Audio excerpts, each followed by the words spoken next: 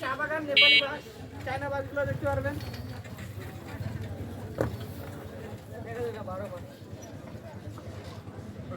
চা বাগান, নেপালি বাস দেখতে গেলে ঘুরতে গেলে চলে। বড়